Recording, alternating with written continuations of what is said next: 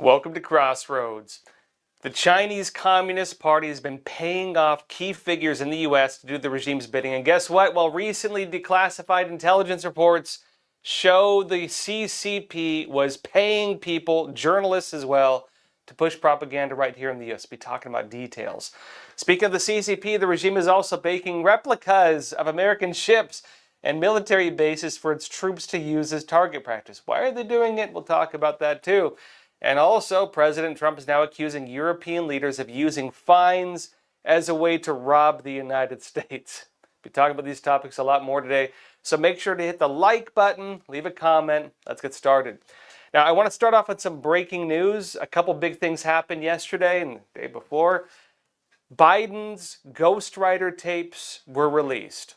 Long story short, President Joe Biden got a ghostwriter talking about his, writing his book, of course, talking about his former, his deceased son. Very sad story. But they tried blocking these tapes from going public. Now, the early suspicions were because, the tapes would show that Biden had maybe, memory issues, health problems that were not disclosed. And that was kind of the big expectation with these. There were some examples of that in these tapes. They were not the biggest focus. It seems that at the time these tapes came out, this was prior to the 2020 elections, Biden's memory was not that bad. I mean, it was there a little bit, but it wasn't that bad. What is significant is he frequently talks about classified documents. And so that is the biggest part coming out with this. He says, basically, I got all these classified documents from my basement, and he refers a lot to classified documents used in this book and, in this whole process. And he talks about taking documents and so on. Why does this matter? It matters on one point because, remember, Trump was raided, the raid on Mar-a-Lago, over a search for classified documents. The Biden Department of Justice appointed a special counsel, former special counsel Jack Smith, who might be indicted pretty soon. They're talking about it. Special charges were actually recommended by Congress already. So there are charges recommended against former special counsel Jack Smith as we speak. The raid on Mar-a-Lago took place over allegations that Trump had classified documents. Now, there's a big difference between Trump and Biden. Trump had classified documents, but as the former president, he had broad declassification rights. Basically, a president can speak it into the ether and say, I declassify said document, and the document is now declassified. The documents from Biden were from before he was president. Now, you could say, well, he was vice president. Vice president does not have those broad declassification rights. You could also say, well, he was in Congress. You don't have those rights. And so Biden admitted effectively committing what could be crimes in these documents. That's why it matters so much. Now, does that mean he's going to face criminal charges? Personally, I doubt it. But I do think what will come out from this is basically more of a narrative on the weaponization of justice. And already the Trump DOJ is framing these documents as additional evidence on the weaponization of justice. The raid on Mar-a-Lago that is politically motivated, that others had committed the same crime Trump was accused of, and nothing was done against them. And frankly, they did it worse because Trump was a former president at the time where the others were not. Something else came out also. Dr. Anthony Fauci, his pandemic-era diaries were released. Now, Senator Rand Paul has been very big on this, talking about this. Many people have accused Fauci of lying to Congress. He was pardoned by Biden, had a very sweeping pardon. You're not going to see criminal charges on that front. But what these documents are now showing, and what the big discussion is, really, right? The big discussion on Fauci is effectively that as the pandemic was spreading and he was talking about deaths in America and, thousands of deaths, he has diary entries talking about this. He had a lot of other notes to himself saying, I'm like the most famous man in the world right now. And he liked the clout. He liked the attention. I have two perspectives on this. On one side, I don't believe these are, hear me out, okay? I don't believe these are incriminating as they're being framed as. My personal take is that Dr. Fauci legitimately believed he was saving people's lives. And so as the virus spread in the United States, he effectively was saving these, thinking, you know what, I was right, and my recommendations probably helped save lives. The counter to that, which is coming out now, and RFK Jr. is giving some pretty scathing statements on it, is that Fauci was covering things up. Effectively, when it came to Fauci being vaccinated, live on camera, he was not talking about the fact that he had actually contracted, COVID a few times, meaning the whole claim about, 100% safe and effective was not there. The biggest part was that when it came to the proximal origins paper on the origins of COVID, they had 12 scientists. 10 of the 12 believed that COVID came from a lab. Only 2 of them believed it didn't. And when they wrote the proximal origins paper, they effectively wrote off the idea it came from a lab as being a conspiracy theory. Now, the question is, if the majority overwhelmingly believed it came from a lab, but the public narrative was the opposite, why were we told that? And, when Fauci was going around talking publicly, saying that any idea that it came from a lab was, conspiracy theory and dangerous conspiracy theory, the big prevailing question now is why? Why did he say that? When obviously behind the scenes we now know the discussions, and we know that the overwhelming opinion was the opposite of what was said publicly. I think this will need some answers. To that point, Fauci is being called to testify before Congress, and because he was giving a sweeping pardon, many have noted, and I believe this would be the case, we'll have to see how it plays out, he will not be allowed to plead the Fifth. Under the Constitution, you can plead the Fifth Amendment and say, look, I'm not legally held to testify against myself. I don't have to incriminate myself effectively. So you can say, I plead the Fifth, Your Honor. And you can avoid basically saying things you don't want to say. Because the risk of him incriminating himself is not there because he's been pardoned, he's not going to plead the Fifth. The other side is, though, you could argue that the nature of the sweeping pardon from Biden might not include everything. We'll see, because Biden did give a very sweeping pardon. So we'll have to see where it goes, but that is now happening. That being said, some other big things happening right now. The Chinese Communist Party spent $100 million to influence the United States, and was also paying journalists. We'll be talking more about this after a quick break. I tend to look at events a little differently than most people. Not just what's happening on the surface, but the deeper patterns shaping the world around us. And in today's world, economics is not just about markets. We've seen how authoritarian systems use economic pressure, control over resources, to create vulnerabilities that can be exploited. That's why I believe in owning something tangible. Physical gold and silver from American Hartford Gold, the company I trust. These are tangible assets, not dependent on political systems or institutional stability. Gold has preserved value through inflation, currency shifts, and periods of global uncertainty. American Hartford Gold has an A+ rating from the Better Business Bureau, thousands of 5-star reviews.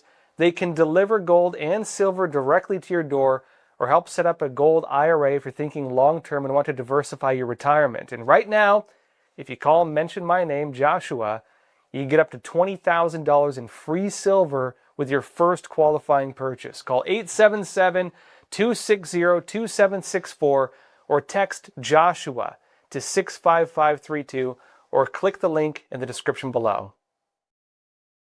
Welcome back. The Chinese Communist Party has been paying key figures in the United States to do its bidding. And recently declassified intelligence reports, they showed the regime was paying people to push propaganda, not just on China issues, but even pushing propaganda to undermine the image of the President of the United States, as well as the country as a whole. And they were trying to divide the United States, trying to push narratives favorable to the CCP, all kinds of crazy stuff. And guess what? New reports are giving more details on how these operations just might have been carried out. Fox News says this. President Donald Trump's address to the nation alleging Chinese interference in American elections last week has renewed interest in Beijing's broader influence efforts in the United States. It says this: private entities based in China and Hong Kong. CCP took over Hong Kong as part of China. Many of which have significant ties to the Chinese Communist Party, spend significant amounts of money attempting to influence America. And by the way, in China, you don't do foreign investment or big projects involving a lot of money without the CCP's approval. It just doesn't happen. It says this: the DOJ recorded over $20 million in FARA expenditures. That's the Foreign Agent Registration Act. In other words, if you're acting as an agent of a foreign government, you need to register under FARA, F-A-R-A. And it turns out a lot of that was happening from China. It says they had these FARA expenditures from these entities in 2025, with millions of dollars more being recorded in lobbying disclosures filed with Congress. So many registered as foreign agents, and a lot of them lobbying our government for government policy on behalf of the Chinese Communist Party. It says Chinese government sources over the same period spent close to $80 million on FARA expenses. Now, no, it's not every Chinese influence operation happens on the books, however. Campus groups at the State Department is linked to the Chinese government, such as you heard it here first, the Chinese Student and Scholar Association, which is, by the way, funded and operated by the Chinese consulates and run through a branch of the Chinese Communist Party, and operate at almost every major university in the United States. It says they do not file paperwork with the DOJ, leaving Americans in the dark regarding their operations. It adds, additionally, any groups that fall under China's United Front Work Department, heard it here first, a global network of CCP loyalists that work to advance Beijing's interests abroad, don't file disclosures owing to their clandestine nature. By the way, Jamestown Foundation found there are over 1,000 United Front organizations operating in the United States, just of what's known. Many of the United Front little proxies, many of them say they have thousands of members. Some claim to have tens of thousands of members. Some claim even more than that. You have a lot of Chinese spies in America. And what they do is try to, quote unquote, capture civil society. Capture civil society, meaning journalists, politicians, investors, business leaders, Hollywood, any kind of person of influence, and scientists. They try to capture them, and they think if we can capture them, we control the country. The CCP, think about it, has tens of thousands, maybe hundreds of thousands of spies trying to compromise every person of influence in the United States and other countries too. Let that sink in. And that being said, we're also getting some details on journalists, people working for the media, attending paid events from the Chinese Communist Party, and then we're seeing evidence of these journalists running pro-CCP narratives right afterwards. Now, War Room White House correspondent Natalie Winters has been doing some fantastic reporting on this, and she even names many of these journalists on their payroll by name. Now, she wrote a big Substack piece, but let me show you what she said on X. She said, quote, I exclusively uncovered the identities of prominent U.S. journalists flown to China by a CCP-linked influence operation. By the way, this operation is registered under the Foreign Agents Registration Act, meaning it is, without a doubt, a CCP operation. And the details of this come from their FARA disclosures, meaning this isn't some rumor, this isn't some random thing. I should note the Epoch Times actually did our own investigations into this, and what she says here corroborates our own findings. This is not secret, this is public, but people don't look at that usually. She says this is a CCP-linked influence operation seeking, quote, favorable coverage and, quote, positive messages about Beijing. In other words, other media are acting as literal agents of the Chinese Communist Party, pushing CCP propaganda. It says this, Trip organizer, CUSEF, which was founded, she says, by Teng Chihua, a former senior official in the CCP's United Front system. The organization is based out of Hong Kong, but the guy actually has an official title with the Chinese Communist Party. And the organization he's with is also tied directly to the United Front, meaning this is, and they're registered as foreign agents. It's public, right? She says the influence apparatus Beijing uses to cultivate foreign elites and shape institutions outside China. She says a bipartisan congressional report says the United Front works to co-opt and neutralize sources of potential opposition to the CCP, like journalists.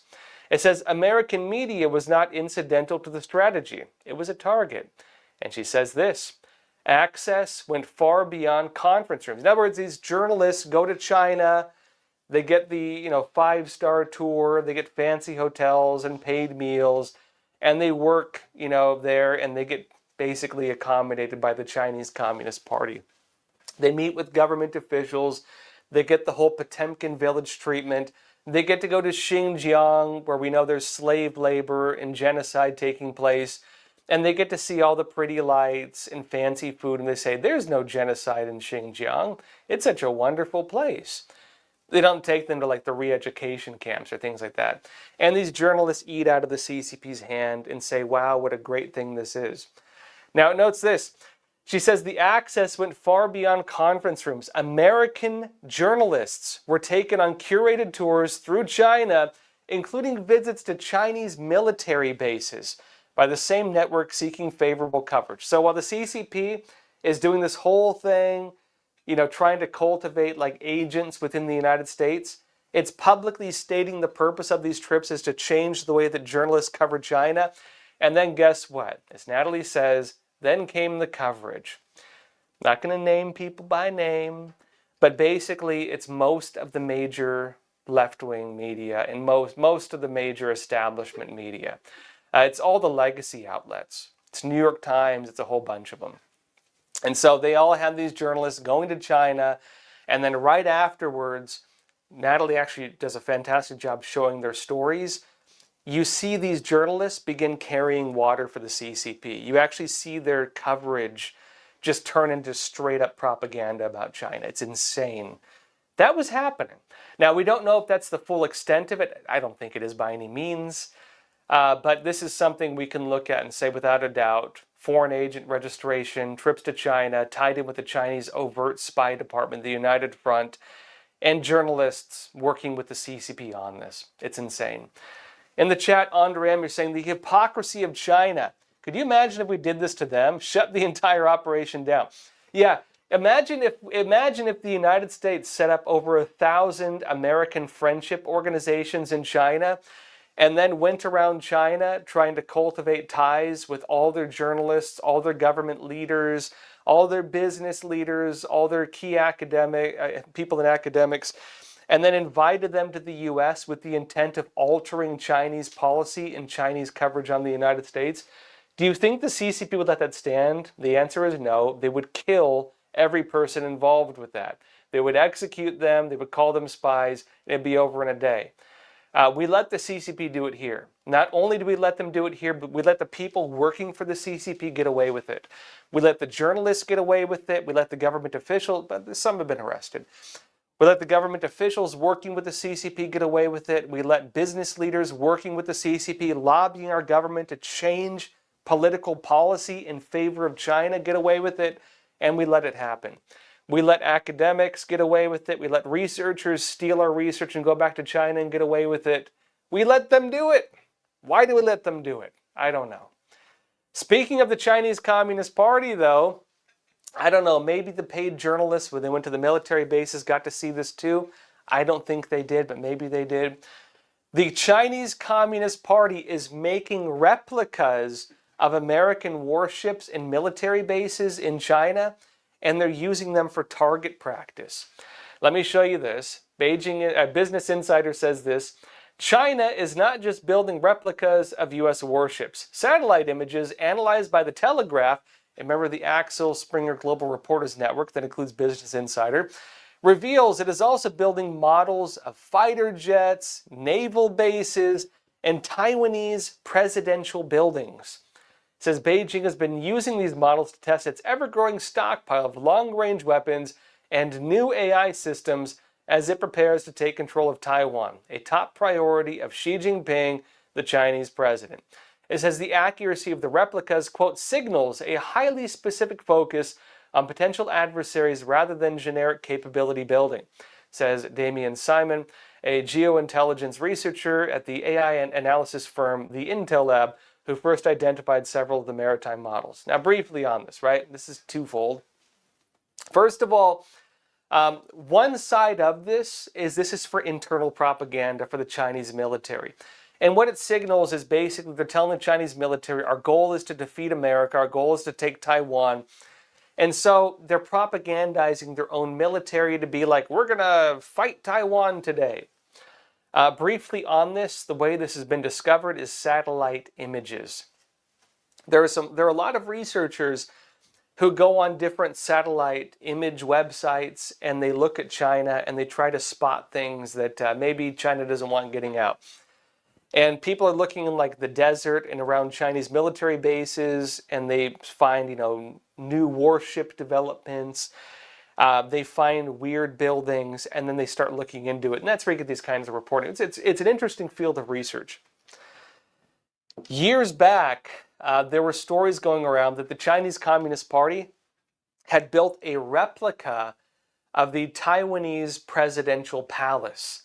And they were staging like attacks on it, right? They were practicing basically for a takeover of Taiwan and how to fight the president of Taiwan. My personal opinion, if they wanted to take that seriously, they should prepare for the Saving Private Ryan times 1,000 raid across the Taiwan Strait, fighting, drones and rockets and everything else. Basically being prepared to wipe out the majority of their military before they make landing, which maybe they don't tell that to their soldiers, but that's the reality of what that would look like.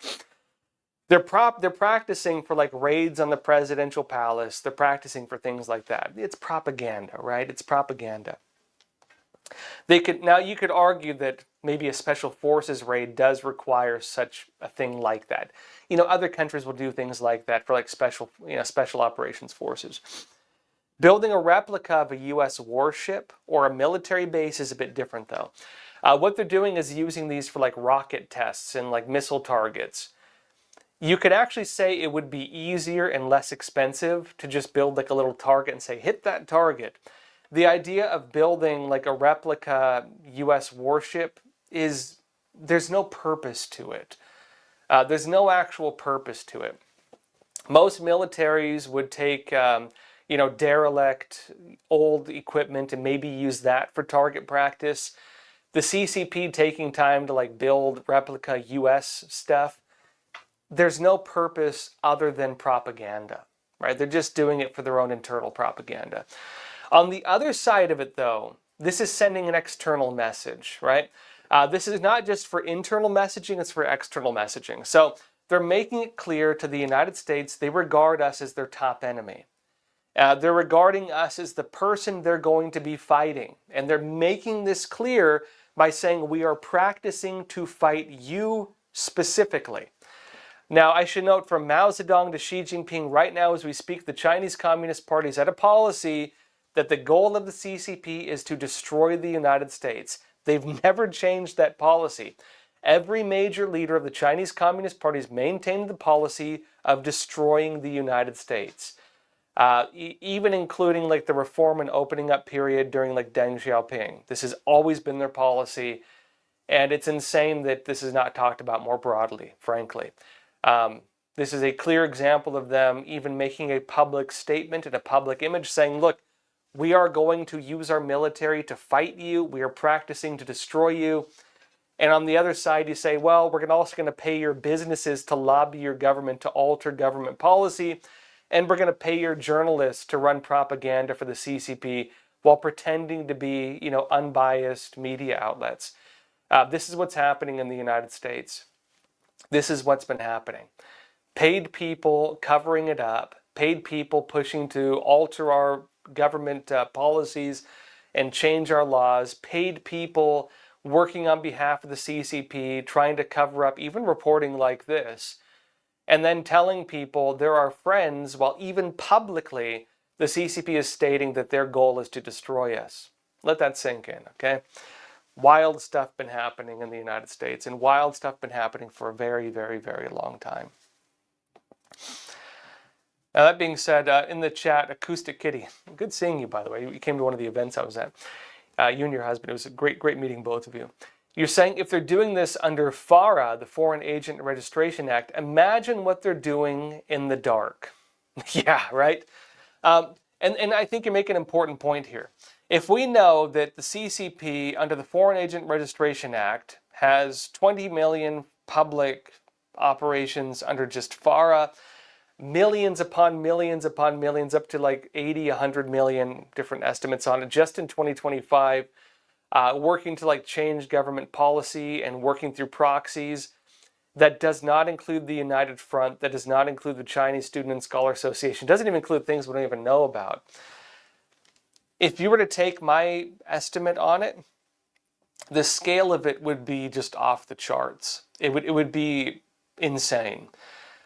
Because again, if we can understand that what is publicly disclosed, Foreign Agent Registration Act, is just the stuff they're registering, just the stuff they're going through direct channels for. And we know the majority of their work is taking place through 1,000, at least, known front organizations. And these front organizations, many of which report to have thousands, even tens of thousands. I know I've researched them. There's like some in Canada that claim they have over 100,000 members. There's a bit nuance to it, because I know that they inflate their numbers because they're trying to get clout with the CCP. So let's say thousands or tens of thousands, even though their own reporting will say hundreds of thousands. That's a lot of people. And if you have 1,000, let's go by a low estimate, agents of the CCP working as a full-time job to impact our government, that's a big deal. That's a big deal, let alone tens of thousands, let alone even more than that. I should add to this also, the Chinese government has a branch entirely dedicated to political warfare. The former name of it was the General Political Department. It's with the Chinese military. And the General Political Department works on, they've changed the name since, Xi Jinping, he's been reorganizing the military a lot. I can't remember the new name for it, but you can actually find some very, very, very good reporting from people analyzing the operations of the General Political Department. This is a military operation, full-time, dedicated to altering the political structures of other countries. When Trump's talking about them attacking our elections, General Political Department. Again, they have a new name for it. You can find it online. It's not hard. The General Political Department on the military side works with the United Front on the government side. And so it's a dual kind of nature thing. It is military, it is government, it is intelligence, and they work through a lot of business networks also. So they take advantage of all these like avenues of contact. So if we engage with China on foreign investment, they use that as a two-way street for espionage and warfare. If we engage with them politically or sister city programs, it's a two-way street. We're going there, they're coming back, and they're weaponizing it as a form of warfare. They regard every one of these channels, every band we establish to link up with China, they regard that as a warfare domain. That is kind of a simple way of understanding how the United Front works, and how the political warfare operations of the CCP work. It's shocking stuff. The craziest thing, it's been known for a long time, and almost nothing has been done about it. It's changing a little bit now, and I think Trump coming out and calling them out for trying to alter our elections, maybe that's the crossing of the Rubicon. But for a long time, nothing has been done to stop this, and it's just pervasive. The number of business leaders, investors, the number of journalists working at least on behalf of the CCP to some regard is just sickening and shocking. It's on a large scale. I could name a lot of people by name. I'm not that kind of guy. We'll let it happen naturally. I know some of the major financial investors and people like, carrying water for the CCP. I know one guy big in the libertarian movement who works as a spokesperson for Huawei, which has been deemed a Chinese military-connected company. Let that sink in, okay? One of the big speakers about like China-U.S. policy works for Huawei. On another topic, there are some big political shifts taking place in Latin America. In fact, the whole region's kind of changing right now. And guess what? Brazil is back on the table and a Bolsonaro is coming back. Not the former Bolsonaro who's been in prison, but one of his sons. Daily Mail says this. Brazil's right-wing Liberal Party on Saturday formally nominated Flavio Bolsonaro, a 45-year-old senator and son of imprisoned ex-president Jair Bolsonaro, as its candidate in the October presidential election. He is set to face off against leftist incumbent Luiz Inácio Lula da Silva, a 80-year-old who is seeking a fourth non-consecutive term and has gained momentum in recent weeks as the younger Bolsonaro faced a series of crises because the government is attacking the Bolsonaro family. It says this, far-right firebrand, and this is media framing it because a lot of these media are incredibly biased. Far-right firebrand Jair Bolsonaro anointed his eldest son Flavio as his political heir after being sentenced to 27 years in prison, again Bolsonaro, for plotting a coup following his 2022 election loss to Lula. Briefly on this, Brazil basically replicated the Jan 6 model where you had government officials, holding the door open and letting protesters in. And it was like the lazy version of Jan 6. And there were very obvious examples of local officials working to basically frame the whole thing. But the same way they went after Trump on the Jan 6 narrative, they went after Jair Bolsonaro on the Brazilian version of the Jan 6 narrative and threw him in prison for over 20 years. Now, my take on this, though, Bolsonaro's son is going to have a very strong shot at this. And we're going to very likely see a lot of attention from the United States on this election. Why is that? It's because Lula is one of the key figures who worked previously with Fidel Castro. They created the Foro ao Sao Paulo, the Forum of Sao Paulo, which, by the way, worked with Shining Path and the Sandinistas and other narco-terrorist organizations to facilitate the far-left takeover of all of Latin America. Almost, it was they call it the pink wave, late 90s, early 2000s. Lula was one of the masterminds of that, working with the Cubans. And what that effectively did was facilitated very far-left governments taking over Latin America, and then they pushed out the United States, and then they imported China, Russia, and Iran. So Lula was one of the key figures who facilitated that entire thing, working with Cuba. Lula was also in the Chinese Communist Party's writings. This goes back to Jin Canrong, I believe 2006. I can't remember the exact date. Lula was slated by the Chinese Communist Party as being one of their plans of starting a war in Latin America as part of their 5-war strategy to defeat the United States. They wanted Lula to start a war in Latin America that later shifted to Venezuela and Maduro, who's been arrested since, flying to New York to face trial. They wanted Maduro to start a war with Guyana, right? That was part of the 5-war plan of the CCP. They wanted a war in Russia. They wanted a war in Latin America. They wanted a war with a terrorist group. We got that with Iran. They wanted a destabilization efforts within the United States, mass protests, race movements. This is coming out now, and Trump's exposing it. Chaos on our streets, racial narratives, all that stuff, divisive narratives. Then they wanted to invade Taiwan. That was the 5-year plan for starting a war, a world war from the Chinese Communist Party. The source of that is, again, Jin Canrong, one of the main advisors to Xi Jinping. Leaked documents on it's a very big issue. I've talked about it before. Lula was one of the key figures in that. He was one of the key figures in that. And why does that matter right now? It's because the Trump administration is going after the key pillars of communist influence in Latin America. They've gone after the Castros, the Castro family. The one remaining key figure there is now facing some real issues. Cuban intelligence networks are being kind of disintegrated right now.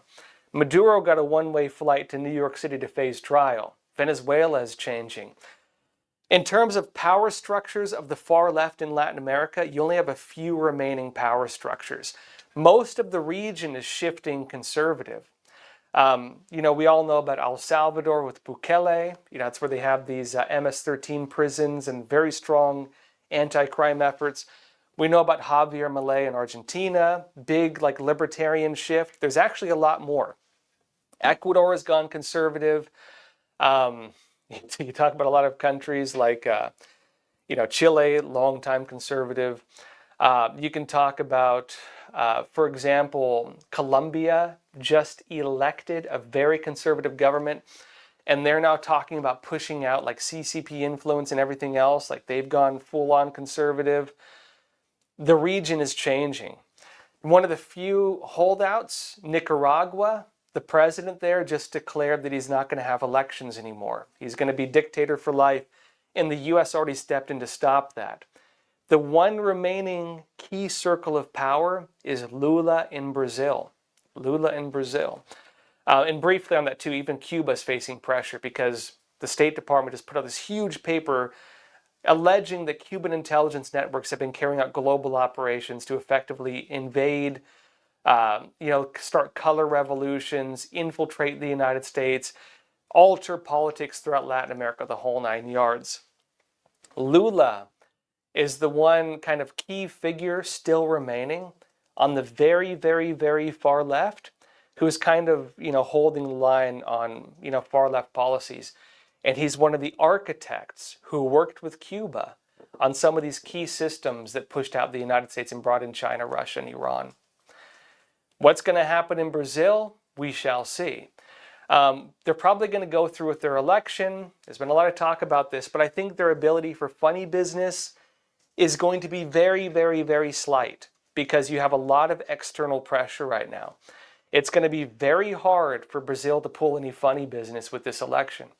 And so I think with that being the case, the threat of U.S. intervention, the threat of the U.S. pushing out any kind of foreign, outside the Monroe Doctrine, you could say America's foreign, but guess what? This is our land because we got the Monroe Doctrine. The ability to push out China, Russia, Iran, and those foreign influences is going to make it very hard for them to do anything. And the additional pressure on Cuba is going to be very important. And a lot of people say, well, what does Cuba have to do with Brazil? The simple answer is a lot. Cuban intelligence networks have been accused of infiltrating the militaries and leadership of many Latin American countries. Talk to key conservative influencers in Brazil, Venezuela, they'll say that their military, a lot of the key leaders are Cubans. And the allegation is basically that Cuba has found a way to puppeteer different governments. The State Department focus on this comes from Marco Rubio says as much. And so there's a lot of changes taking place and a lot more than anybody is talking about right now. We'll see. I want to do more coverage on this because frankly, there are not a lot of U.S. journalists who know the details on these things. I have a lot of good contacts and friends throughout Latin America, and so I can get some really interesting facts. But a lot is happening in Latin America. And a shift in Brazil would be kind of a pivotal moment for the entire region because Brazil is like the economic powerhouse. Brazil is the economic powerhouse. And if they change, the whole region changes.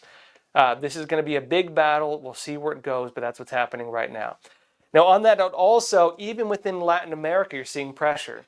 Javier Milei in Argentina, the guy with the chainsaw who says we're going to cut away, government fat. And on his campaign trail had the names of bureaucratic organizations. And he's saying, I'm going to get rid of this and this and this. We're just going to take everything away. And basically created a model of getting the country out of debt and everything. Mixed effects, but actually they have done a pretty good job on it, I would say. He came out and he's accusing the government of Brazil of being quote unquote thieving socialists, which has enraged the Brazilian leadership. And many media are saying enraging Brazil, but it's an important note to say the difference between enraging a bunch of NGOs and left-wing organizations and the government versus the Brazilian people. Because I know a lot of Brazilian people who would say the same thing, frankly. Interesting note, meaning internal pressure within Latin America, external pressure from the United States, the inability of, let's say, some of the proxy forces, Cuba, China, Russia, Iran, not as able to have an influence, Brazil might flip back. And you're going to watch something very interesting unfold if that happens. Be covering it, and I'll be telling you what's happening as things move forward. Also, another note, speaking of elections, Trump has been trying to strengthen election laws right here in the United States, and frankly, he's not having a very easy time with it. One of the key measures he had just got blocked, at least for the midterms. Newsmax says this: a federal appeals court on Saturday declined to allow President Trump's administration to implement in 23 states his executive order that aims to tighten rules for mail-in voting ahead of November elections that will decide control of Congress. It says the Boston-based First U.S. Circuit Court of Appeals rejected the administration's request to lift an injunction several Democrat-led states secured on June 25 from a lower court judge who concluded that key parts of the Republican president's order were unconstitutional. How dare you try to say we can't have universal mail-in ballots? How dare you say that we might need to ask people who they are when they vote in our elections?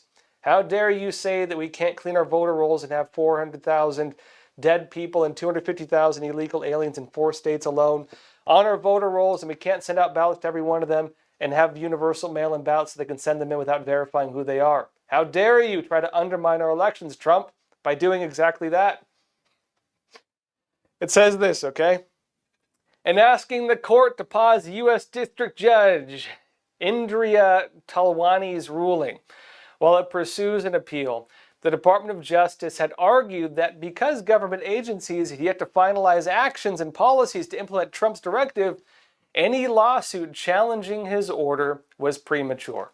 And it's the appeals court in a 2-1 ruling rejected that argument, meaning the Trump, look, I don't always cover the back and forth for a simple reason. It changes. It changes a lot, okay?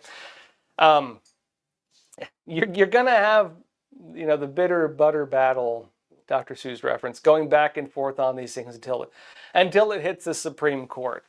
And I'm not the kind of journalist to kind of give you second-to-second updates like a sportscaster on which court is striking things down and allowing them through. But I will talk about major developments. The Trump admin, the Trump side, they're already trying to advance it to a higher court. It's going to keep moving. But at the current stage, look, really the campaigning for the midterms is really going to take off in September. We're getting pretty dang close. And so unless the Trump admin can really fast track this, it's going to be too late, okay? We will see if they do that. We'll see how it goes. But there are certain laws that require election laws, kind of, the rules of the game to be kind of set before you play it. The rules need to be in place at a certain threshold of time. It's getting pretty dang close to that. So it's going to be very hard for the Trump side to change this in time for the election rules to be set for the midterms. Now, that being said, there's a lot of pressure and a lot of investigation going on when it comes to, for example, left-wing organizations paying homeless people to register to vote or to claim they are somebody they're not. A lot of this was exposed in Los Angeles on Skid Row. Many investigative journalists, James O'Keefe, did some fantastic reporting on this, but a lot of others did follow-up reporting too and verified it. Homeless people getting paid to vote, homeless people getting paid by, canvassers and left-wing organizations to claim that they were somebody they were not, to use somebody else's name to vote. They even did the follow-ups where they went to the home addresses of people whose identities they were stealing and talked to them, so they verified this was taking place. Not a lot's happened on that front. A little has. You got one person charged for paying people, but it's a drop in the bucket compared to the broader allegations. You have investigations on that front. You have a lot more focus, a lot more pressure on these kinds of things taking place across the country. Many of the fraud networks in terms of stealing money, are also being dismantled. And as you look at these organizations, a lot of times, okay, this is kind of the underworld order of criminality. There's overlap oftentimes with criminals. If you have a criminal group committing crimes on one side, typically they're involved in multiple crimes. And one of the benefits from a devious perspective of having people who commit crimes is you have people willing to harm others in order to benefit themselves, and you have people who are willing to violate the law. And so many times when you want to do things nefarious, you'll go to those people to do it. That's just how the economic underworld economy works. And so as they root out these things, as there's focus on it, as people are being thrown in prison or fraud networks are being disrupted, I think the ability for broader fraud to take place is more difficult. Previous reporting, including from Dinesh D'Souza, I know he was discredited some. I do not believe it by any means completely. Some of his reporting still stands very strongly. He alleged that there were like Latin gangs that were involved in some of the ballot harvesting. We'll see what happens with this. We'll see what happens with this. James Dyson in the chat, you're saying, why are states allowed to vote for federal offices when they refuse to comply with federal regulations and laws for federal elections? James, I think you should have a talk with your local representatives about that exact note, okay? It's one of those, if those kids could read, they'd be very offended moments. And to your point too, being real, the Trump administration has made that point also, and they're actually using federal money as kind of collateral on some of their negotiations. For example, going to New York and saying, look, half your policies are not even possible without federal money because you guys are not sustainable. You have a lot of states and cities that are effectively like welfare states that live off the money of other states within the federal system. You have a lot of states that don't pool their own weight, and they get federal money that props up most of their free handout programs. Now you could argue a lot of that comes from the good old debt circle. We're overspending far beyond our means, and we're playing with monopoly money. We have Federal Reserve banknotes that they say represents a certain value, and they just print more of them, which undermines and devalues it even further. And they use this, monopoly money, so to speak, in order to spend beyond their means. So they can double print and double inflation, which they've been doing exponentially, create more money in circulation to do the free handouts, and then bring the country further into debt, which raises interest rates and devalues the dollar. They do that as ways to hand out money too. So there's a bit more to it, right? But anyways, speaking of elections, the cost of living could actually be one of the central issues for voters. And this is kind of coming out now. This is one of the things I think Trump needs to watch out for. And it's one of the things that's kind of at the front of the narrative of the socialists as they're kind of overtaking the Democrat Party. There's a lot going on with this, and I'll kind of give my analysis on what's happening. The socialists won some of their key elections, like in New York, elsewhere, because they were campaigning on cost of living. They weren't saying we're going to come in and destroy the Senate and overthrow half the government and have the president and members of the Supreme Court elected by the House of Representatives, which is their policy right now. We're not going to come in and push like the worst policies that made Biden lose the 2024 election before he backed out and Kamala took over. They're not saying we're going to bring back all the policies that were controversial, like gender changes and far left craziness. They were saying we're going to lower your rent, and we're going to give you discounts on food, and we're going to make the buses free, and everybody gets a free unicorn. They were saying stuff like that, free unicorns and pony rides, and you'll never have to pay for food again, and free houses for everybody, and bees, right? The bees, things like that, right? Everybody gets one. They don't do it. Doesn't work. But, they can promise it, right? They were promising free stuff. The good old commie mom dami model, which made them, win, right? That's how they won it. They're kind of rolling that back now, and they're showing their true colors. And they're saying, no, actually, we want to bring back every crazy far left policy. We want to literally get rid of the Senate. We want to expand the House of Representatives, win local elections, and then have us in the House of Representatives appoint the President of the United States and the Supreme Court. That's what they're saying now. It's a kind of a mask-off moment. So they're abandoning the narrative that I believe actually made them win these local elections. That being said, though, Republicans need to watch out too, because they're frankly not doing so well on cost of living either. Just being real, okay? Cost of living is kind of rough right now. And I'm saying this to not be hypocritical, because look, when Biden was president and it was going into the 2024 elections, and I was saying, a lot of other media were saying the economy is great. Look at the NASDAQ. Look at how great the stock market is doing. It's doing great. I came on here and I made the point that the stock market does not reflect the actual experience of most Americans when it comes to cost of living.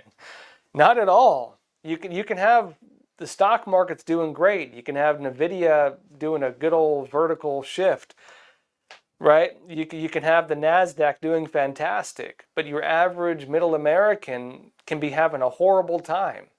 They can be dealing with high cost of living, high rent, inflation, cost of food going up, gas prices through the roof, and that's not going to be reflected in the stock market. And I was saying when Biden was president, the experience of the average American is not good right now, and he's gonna lose if they don't shift the narrative to the economy. The Republicans risk the same thing right now. They really do. Let me show you this. Newsmax says a majority of Americans say the cost of living is the worst they can remember, and rising gas prices continue to weigh heavily on voters' views of the economy, according to a new national Politico poll. It says the survey of 2,061 registered voters found that 57% said the cost of living is the worst they have ever experienced, while 26% say it is bad, but that they can remember worse times. It's bad, but I remember it being worse. It's like that meme of the dog sitting in the room on fire. This is great. It says just 8% describe the cost of living as not bad. Those 8% are probably doing pretty well financially. Maybe they're invested in the NASDAQ. And notes the poll also found that higher gas prices are influencing voters politically. You have to pay a lot of money to drive to work. It's probably not having a good time. It says among those who said gas prices have affected how they plan to vote in November, 46% said they are doubling down on supporting the party they already plan to back, which means roughly half of voters are not going to change the way they vote. They say, 31% say they are more likely to vote for the opposing party, and about 15% were undecided. It adds, respondents were divided over who bears responsibility for the state of the U.S. economy, although President Trump received the largest share of blame. Nearly 32% said Trump holds full responsibility. 17% said former President Joe Biden bears full responsibility. Another 14% said responsibility is shared equally between the two presidents, and about 11% said responsibility rests mainly on Trump, but also with Biden, while 10% Biden is mainly responsible, with some responsibility falling on Trump. My personal take on it, 36% saying Trump is to blame for it all. That's not enough of a factor to really raise too many alarms for the Republicans. 36% might be like your Democrats and your socialists. That is not as concerning as it's made out to be. Although I do think Republicans need to really get their head in the game on the economy side and affordability, because I think that's what made Biden lose the election. I really do. The economy is the real big issue. Now, on Trump's side, I know that he's grappling with the war in Iran and everything else and high cost of gas, mainly because of that and because there's a global kind of price set for oil. And the Biden admin kind of drained all of our oil reserves and didn't replace them. Meaning the ability of Trump to kind of play the Biden game and say, release the Kraken, so to speak, release the oil reserves to lower prices artificially so people can pretend that gas doesn't cost that much. Our ability to do that is not really in place. And the systems to replace the global problems for oil using American-made oil and our newly obtained Venezuelan oil. How did we get that? Another story entirely. To use the Venezuelan oil, which we've rightfully taken what really belonged to us, apparently, is not quite running full steam right now. So I believe that long term, this will not be an issue. Long term, the U.S. is probably going to take over security of the Strait of Hormuz. Long term, you're going to find other ways to get oil. Long term, American oil production is going to replace a lot of the need for this, but not in time for the midterms. And so if they're going to really deal with the midterms, I've come to realize most people who vote don't care that much. We're talking in an echo chamber. I'm a journalist, hyper-focused on the news. Anybody watching is probably pretty interested in the news. We're not the majority here. I think the average experience for most people is what really means the most. It really does. You have a lot of people who don't even read the news. They just read sports news and entertainment and everything else. There's plenty of people like that. And direct experience of, hey, groceries cost a lot of money. My bottom line is affected. I'm going to vote for the guy. This guy says he's going to give me a free pony. I want a pony. I want a free house. I want to not pay for the bus. They're going to vote for that guy. So you need to really pay attention to the baseline, because for most people, that is what matters. In the chat, Sandy Sepkic says, so how are voters any different than politicians? All follow the money. We need to hold the line and vote on our freedoms and values. I very much agree. I very much agree. It's a hard reality that a lot of people will vote for personal interest, including short-term interest. And so there are a lot of people who will vote because, you say you're going to give them a bunch of free stuff, and you might never give it to them, but if you tell them free houses and rent control and free discount, free food and free buses, and I'm going to give all of you a job, or make the people with jobs pay for everything you have. There are people who are going to vote for it. Now, the question is that enough? I don't know. Frankly, I don't know. The New York model is important on this because the socialists having victories is partly tied in with that. The kind of nuance to that is about 60% of Mamdani's voters were migrants or second-generation immigrants. I mean, New York is not your normal voting base for most of the country. And so you have people of different cultures voting in our election, and a lot of them are voting based on the policies of the countries they came from. They're voting for like communist policies. And so you have a lot of that. And so New York might not be the example the rest of the country follows. Now, also on the topic of cost of living, though, some of those high costs have to do with things like just bad trade deals, foreign fines, other issues that are making America have financial trouble because we're being robbed by just about every country on the face of the planet. And Trump is now accusing European leaders of using fines. We're going to fine you and tax your feet and tax the street as a way to rob the United States. Trump said this in Truth Social. He said, quote, "The European Union is at it again, as usual, taking direct aim at great American companies. After having fined Apple for no reason at all, $15 billion, Meta, $3 billion, Amazon, $2.5 billion, and many others, we have just been informed that Google, a truly advanced and amazing group, has been fined yet another $1 billion without explanation. It says this brings the Google total to over $18 billion. This illegal and highly discriminatory practice started at these high levels during the first year of Sleepy Joe Biden's administration, Trump says.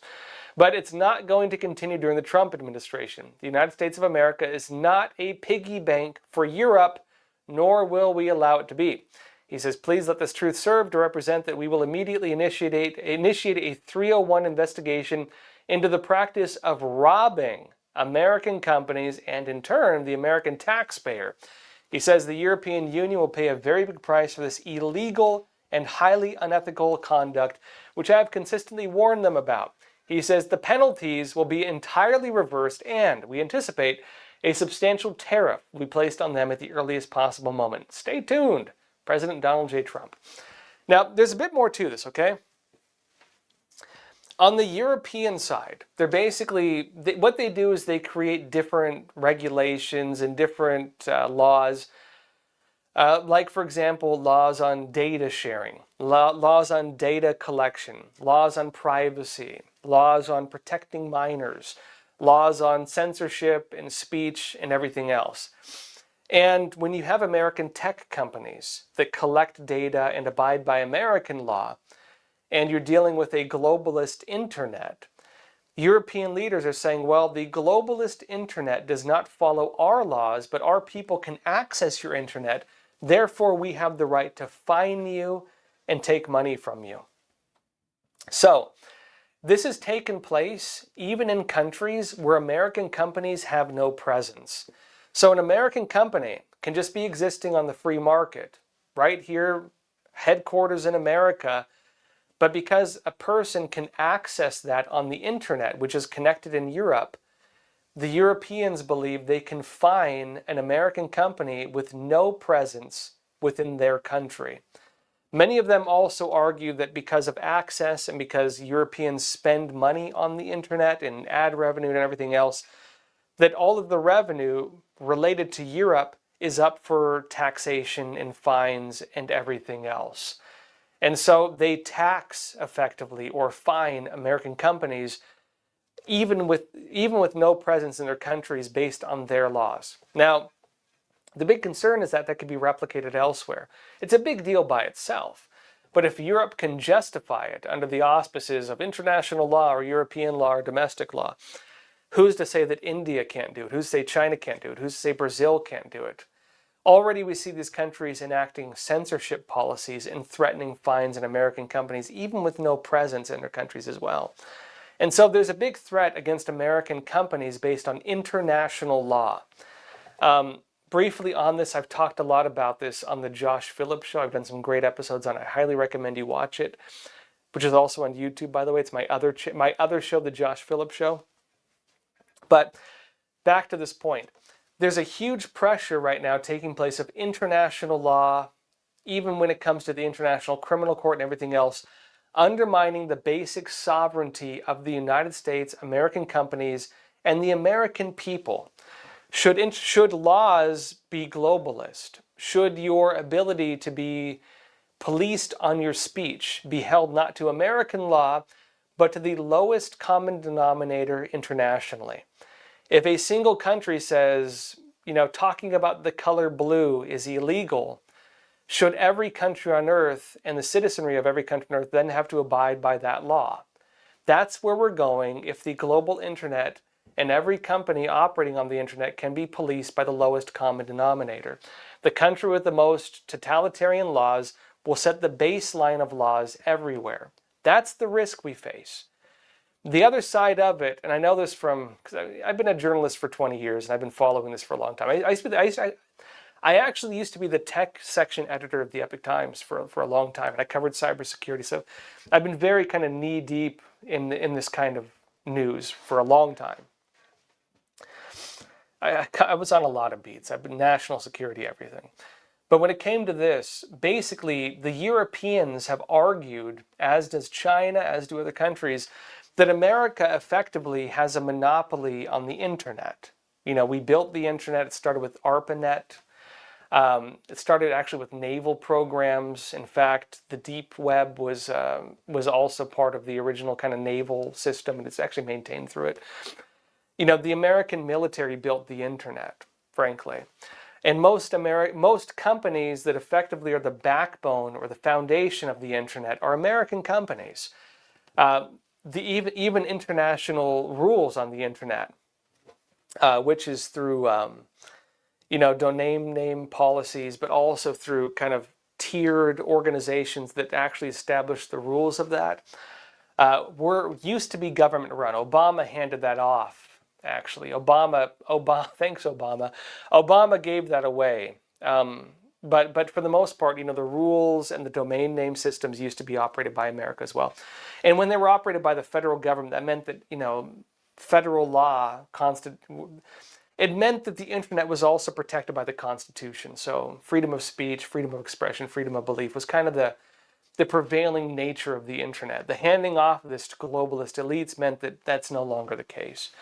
The globalization of the internet, including by handing it off to globalist institutions, undermined who gets to say what the rules are effectively, right? That's basically what's happening with the internet. And so many European leaders arguing that America has an unfair monopoly on the internet believed that in order to have high-tech modern economies, that they need to effectively tax or create anti-competitive policies to allow their companies to compete artificially with ours. That's kind of what they're doing. Let me be blunt. That is what they're doing, because there have been direct quotes on this going back many years. And so Trump now is saying, we're not going to play these games. If you want to tax us, we'll tax you right back. Tariffs are kind of a tax on products. If you're going to fine us, we can fine you right back for violating our laws. If you want to create laws, we can do that too. We'll see if he does it. We'll see if he does it. He is saying he's going to do it. Will he do it? Well, we'll have to watch and see. But this is kind of where a lot of the battle is. Americans are also finding out that we've been kind of paying the bills for a lot of Europe too. The fines coming out of Europe in some countries, like Ireland, for example, their fines on American companies are basically enough to fund their own governments. That's how much they're taking from Americans.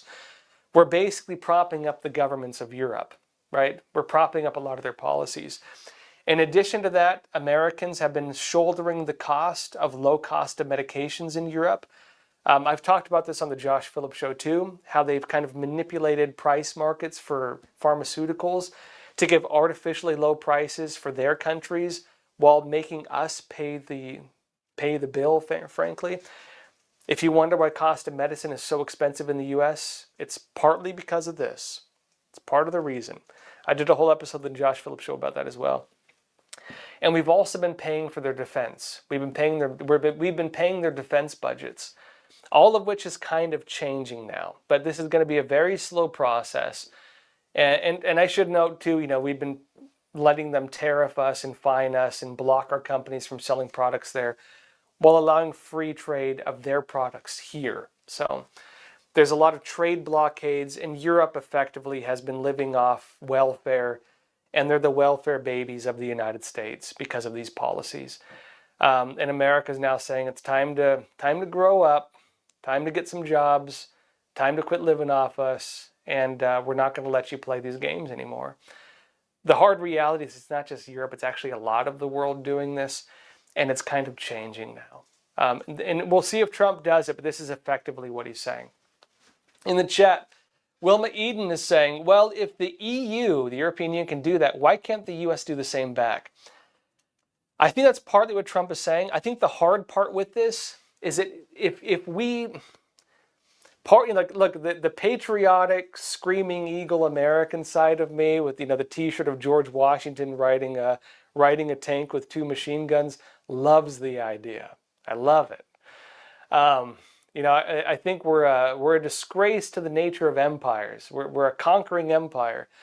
We've conquered the world. We realized the dream. We realized the dream of Caesar and all the great conquerors of the past. And basically, rather than act like an empire, we just give all the vassal states money and let them rob us. We're a weird empire. We're an empire, but we're a weird empire. We give everybody money. We conquer them and then we pay them money. I don't know why we do it. The problem is, I'm partly joking here, but the problem is it doesn't address the basic issue. Like, we could say, well, you're going to fine us, we're just going to fine you right back. You know, we're gonna do tit for tat, and we're gonna say eye for an eye. And if you want to fine our companies, well, we're gonna create some random law, and we're gonna fine all of your companies and basically let you feel the heat. We're gonna fine you on par with what you charge us or more. And all your European companies are going to have to pay massive fines that, frankly, their economies probably could not withstand, because the amount of money they're fining American companies is just exponential. We could collapse the economies of Europe if we enacted like compensation. That is how big of a deal that would be. Part of me would love that. You know, again, the big old patriotic American side of me would love to see that happen. But the more rational side of me says probably not, and here's why. It wouldn't resolve the core issue. I think what really defines America is not financial interest and not, you know, being the conquering country. The reason America is such a unique country is because, you know, post-World War II, we became the global leader. I half jokingly talked about, you know, the dream of all these old leaders of like conquering the world. We kind of were handed that. And the American people, the reason we don't use it for ill intent is because most of us don't even want it. Like we don't, you know.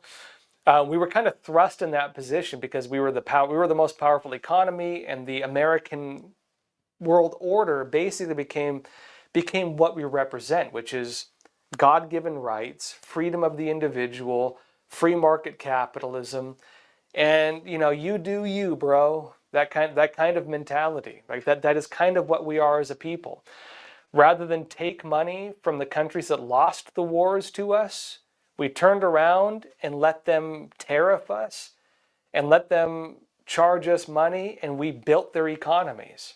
Look at Japan and look at Germany. West Germany, and then later all of Germany. We built their economies. We built Taiwan, we built South Korea, we built a lot of the key economies. Nobody talks about it, but even Iraq is doing pretty dang good. You notice you hardly hear anything from Iraq? That's because the problems aren't so severe there. Afghanistan's another story, but for the most part, you know, if you want to make a lot of money, lose a war to America. So one of the best ways to get rich is to lose a war to America. And there are not a lot of countries in history that have ever done anything like that. Like we're a weird empire, frankly. But the reason is because we don't want welfare states. We don't want to like control you. We want you to be free. And that's basically what we represent. And so fighting international tyranny by creating additional laws, regulations, taxes, and the whole nine yards would be against the core values of what we stand for as a country, in my personal opinion. What should be done is to block them from doing this in the first place. To make it clear that national sovereignty, international law, the protection of the free market should not allow foreign countries to establish rules that undermine the basic freedoms of the individual or to undermine the basic functionings of a free market system, which is what Europe is doing.